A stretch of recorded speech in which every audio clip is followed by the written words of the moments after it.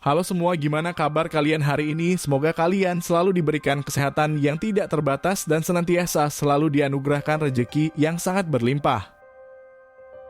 Pada kesempatan kali ini saya akan menceritakan sebuah kisah yang sempat menggemparkan jagat maya, namun tidak banyak orang yang mengetahuinya sebab tertutup rapat oleh lembaran sejarah bangsa kita. Peristiwa tersebut melibatkan seorang perempuan yang berasal dari negara Jepang. Ia dinikahi oleh Insinyur Soekarno yang bergelar Bapak Proklamator dan ia sempat menyandang status sebagai istri kelimanya. Akan tetapi keberlangsungan rumah tangga itu tidak berjalan sesuai harapan. Ia seakan tidak mendapat tempat istimewa setibanya di kota Jakarta dan kerap ditinggal dalam waktu yang lama tanpa kepastian yang jelas.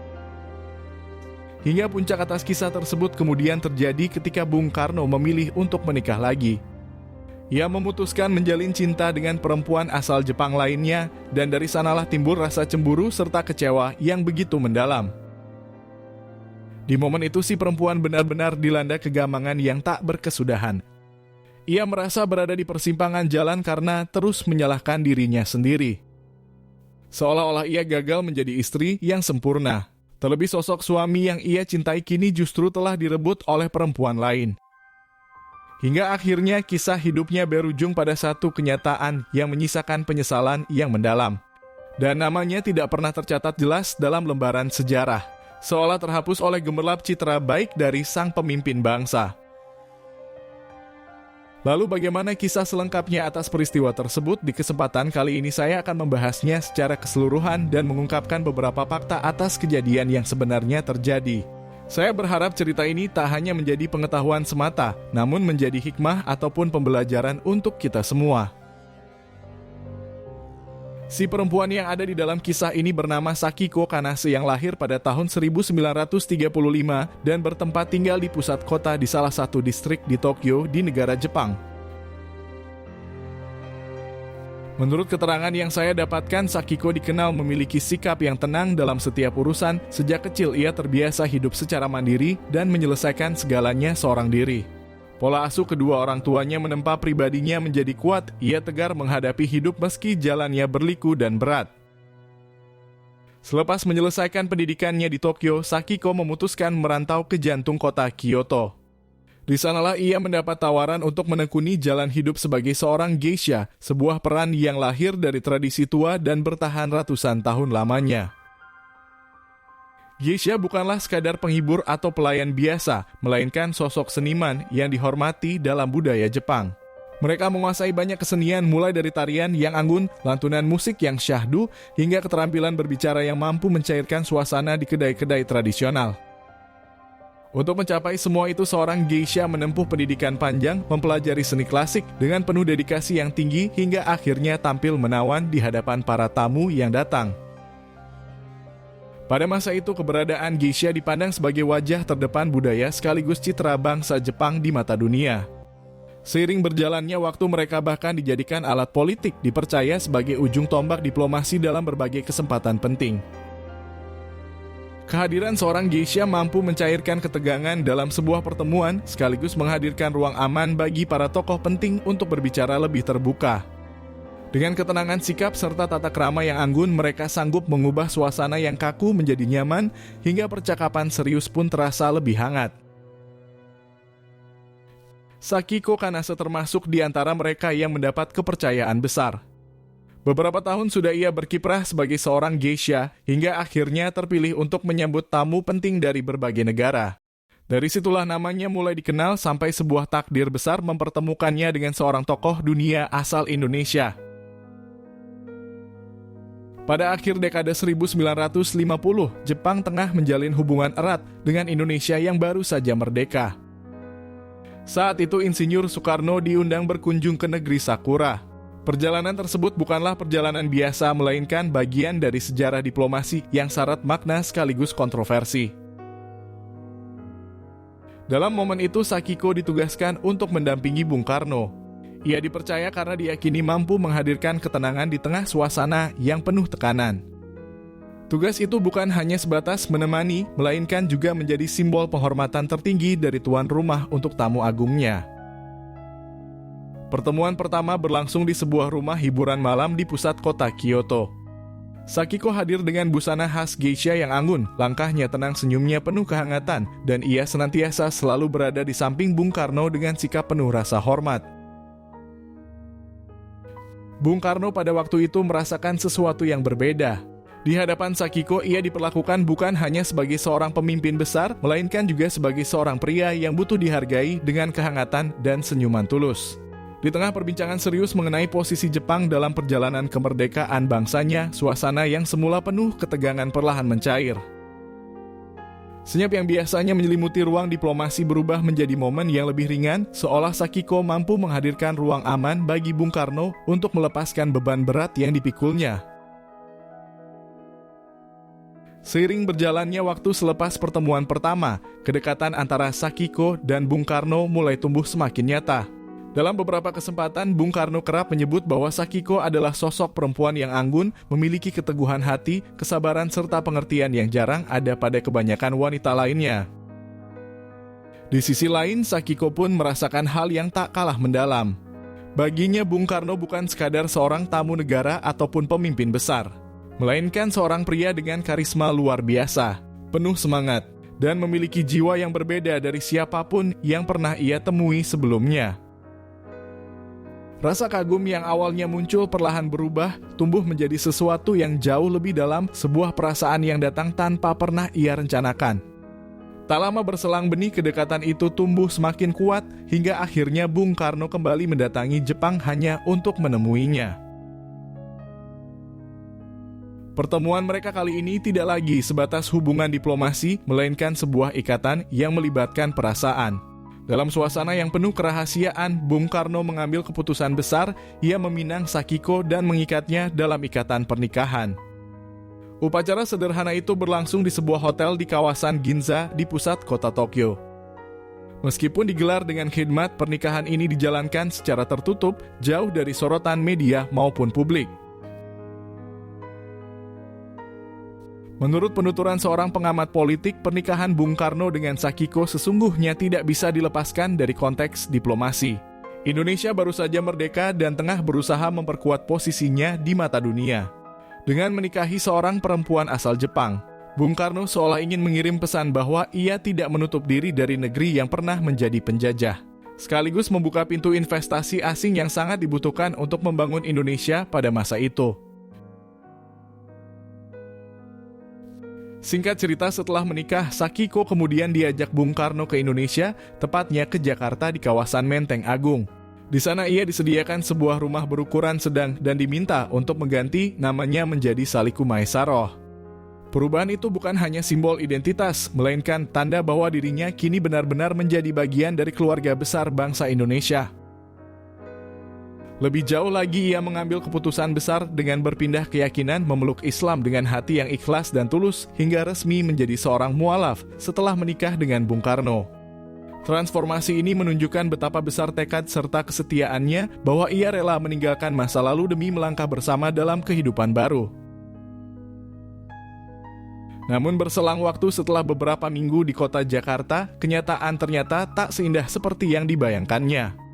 Soekarno sudah jarang menemui dan datang ke rumah tersebut, harapan akan rumah tangga yang harmonis nyaris tidak pernah terwujud. Dalam beberapa kesempatan, Soekarno tak ingin ia tampil di hadapan rakyat Indonesia. Pada acara kenegaraan, Sakiko bahkan tak diperbolehkan untuk mendampinginya.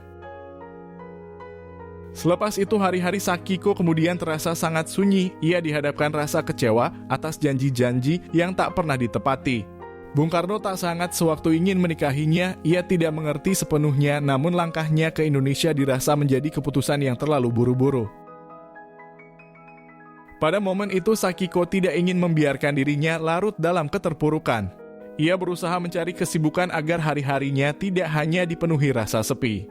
Perlahan ia mulai menemukan jalan baru dengan menjadi guru di sebuah sekolah kecil di kawasan Menteng.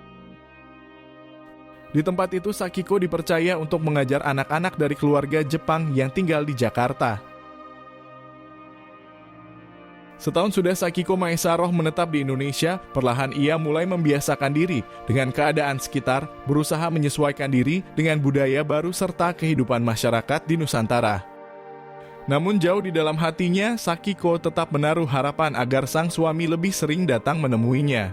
Ia hanyalah seorang istri yang juga membutuhkan kehangatan sebab tiada kata yang lebih indah selain dapat bersama di waktu-waktu senggang. Hingga akhirnya di tengah rasa gamang yang tak kunjung reda, Sakiko dikejutkan oleh kabar yang menyayat hati. Bung Karno dikabarkan kembali dekat dengan seorang perempuan lain dan yang membuatnya semakin terpukul, perempuan itu berasal dari negeri yang sama dengannya. Perempuan itu bernama Naoko Nemoto yang kemudian dikenal sebagai Ratna Sari Dewi dan tercatat oleh sejarah sebagai istri kelima Bung Karno. Sebuah posisi yang di satu sisi seharusnya menjadi milik Sakiko, namun kini terasa tergantikan. Ia seakan tersisih oleh juniornya sendiri, sementara kisahnya bersama sang proklamator perlahan memudar tanpa kejelasan. Singkat cerita, beberapa bulan berselang, Bung Karno akhirnya memutuskan untuk kembali menikah. Naoko Nemoto tampil anggun dengan balutan busana khas Jepang saat dipersunting di panggung kehormatan. Wajahnya memancarkan kebahagiaan, sementara Bung Karno pun tak ragu menampilkan kebanggaannya, seakan ingin menunjukkan kepada dunia bahwa ia kembali menemukan pendamping hidup. Namun di sudut lain hati, Sakiko terasa hancur. Ia sama sekali tidak pernah menerima kabar apapun mengenai keputusan besar itu. Perlahan ia mulai menyadari kenyataan pahit bahwa pernikahannya dengan sang proklamator bukan semata-mata karena cinta, melainkan bagian dari kepentingan politik yang lebih besar. Ia merasa apa yang selama ini dijalani hanyalah sebuah sandiwara yang harus ia perankan.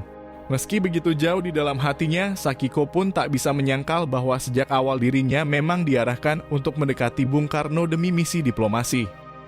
Namun tetap saja pengorbanan dan kesetiaannya seakan tak ada arti. Kekecewaan yang mendalam menyelimuti hari-harinya hingga ia mulai menyalahkan dirinya sendiri atas semua kenyataan pahit yang menimpanya. Dalam beberapa kesempatan setelah Bung Karno mulai sering tampil bersama istri barunya, Sakiko kerap duduk menyendiri di balkon rumahnya. Dari sana ia menatap langit yang berwarna abu-abu, seakan mencari jawaban dari rasa yang tak pernah benar-benar ia mengerti. Menurut penuturan salah seorang kerabat dekatnya, perlahan Sakiko mulai diselimuti perasaan yang tidak menentu.